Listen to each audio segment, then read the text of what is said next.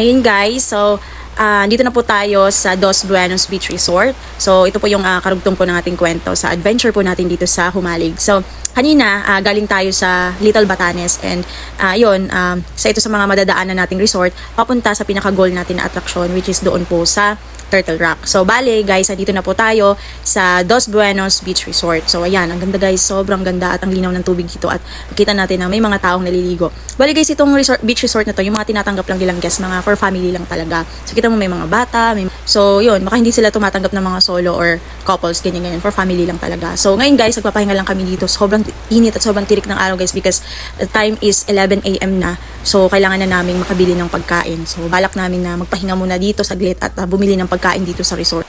Natatakpan kasi siya ng mga puno-puno eh. Ito kami dyan mamaya, bibili kami ng ano. Hopefully makabili na kami ng tubig and pagkain para makakain na kami. Kasi alas 12 na. Kinain namin kanina mangga lang. Oh my God. Konti na lang guys. Parating na tayo sa Little Boracay yung sinasabi niya.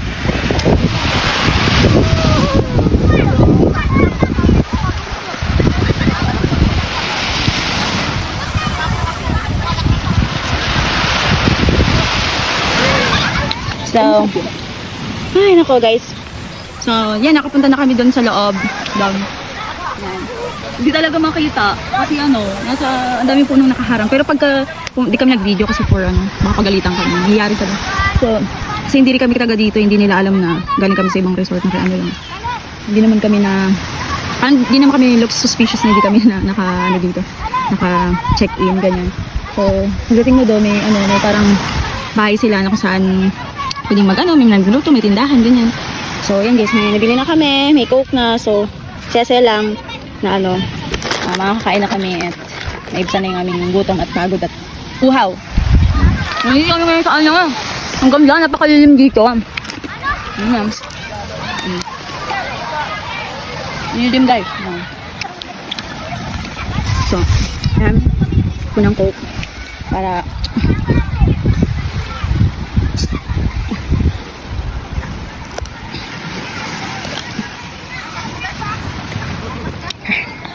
sarap.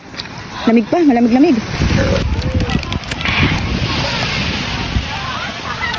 Hello guys! So ito na po yung karugtong ng ating kwento sa adventure po natin dito sa Humalig. So ngayon pang part 14 na po tayo. So malayo-malayo na po tayo guys. By the way, kakalagpas lang po namin ng Pamana Resort. So, bale, guys, wala kasi akong na-video or meron kaming na-video kaso nabura po ata kaya hindi namin mapakita sa inyo kung ano po yung itsura ng Pamana Resort. Pero imagine niyo na lang guys, may resort dyan, ganyan. Tapos, ganito yung, ganito yung itsura ng dagat.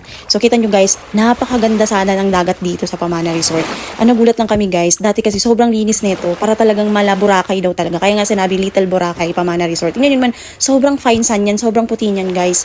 And ang problema na nga lang, ang daming seaweeds, hindi siya nalinisan. So, siguro naman 'di ba na meron naman sigurong funds for this na para malinisan naman yung mga ganito. Sayang kasi, sobrang sayang guys. Meron nga kaming, habang nagpapahinga kami dun sa Pamana Resort, meron kaming narinig na side comments ng isa sa mga turista na nandito na sabi nila na sana man lang daw, nilinisan man lang daw nila.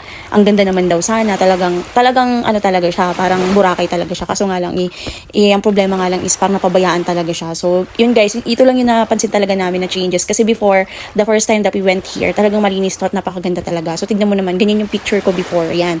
Pakita ko sa inyo yung picture ko na yan. Tapos, ito na siya ngayon. Yan, may nag-picture din ako guys. Pero wala lang talaga akong video nung nandun kami. Kasi nga, hindi ko alam, nabura siya. So, hindi na namin siya nag-trip. Pero guys, kung ano yung itsura ng ganito. Sa lang to, sa pinakaunahan lang yan.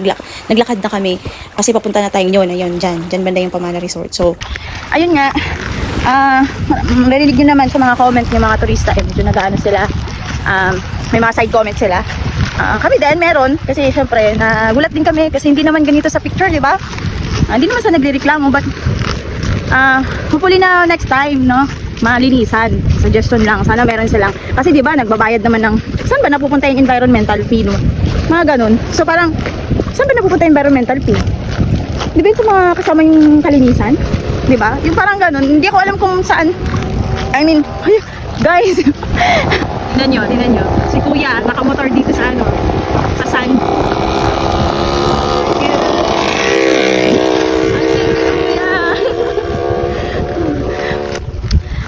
Ang cute niya kasi, 'di ba? Hindi naman kalsada dito. Pero maganda kasi, painsan, di naman siya lulubog dito eh, kasi medyo matigas-tigas yung buhangin na puting-puti. So, ayun lang, ang cute lang ni Kuya. And, so, yun lang, pupunta na kaming Kanaway ngayon. May mga dadaanan kaming siguro mga bayan. Ganyan, may bayan, barangay Apan, yung dadaanan namin bago kami makarating ng Kanaway Beach. So, ang ganda ng tubig, ang ganda ng buhangin. Yun lang, kailangan ng linisan. So, di namin alam kung para saan yung environmental fee at bakit, mahal ko yung environmental fee guys dito, 170. So, hopefully na, hindi naman sa nagrereklamo or nagre-criticize na lugar. Pero, yun lang, suggestion lang siguro na, since na nag-bayad naman ng environmental fee or baka kasama naman, baka pwede namang isama naman to, diba, sa goal ng pamahalaan dito sa Humalig na linisan naman. Sayang naman kasi ang ganda talaga. As in, masabi mo talaga, sobrang ganda beach. Nakita mo naman puting-puti yan. Yan, puting-puti yan. Diba? Tapos yun din naman yung water, turquoise, diba? So, sayang po.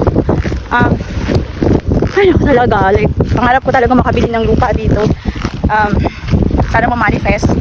Makabili tayo ng lupa dito at gawin natin Airbnb, manegosyo. And, yun, gusto ko.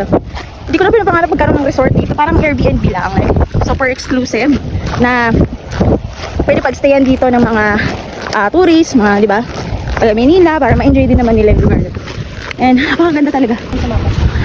So, yun lang guys. Kailangan na namin mag-off ng phone para, kasi titignan namin yung mapa. Kailangan na namin makita ang mapa kasi nanap namin yung mga kabahayan kasi di pa kami kumakain ng lunch. So, kailangan makahanap kami ng tindahan or karinderya na pwede na yung makainan dahil wala na kaming energy. Kumain lang kami ng halo-halo kanina dun sa Pamana Resort. Pero gutom na din talaga kami. Kailangan namin ng makakain. So, yun lang guys. Tuloy-tuloy pa rin ang ating adventure papuntang Kanaway Beach. So, yun lang. See you!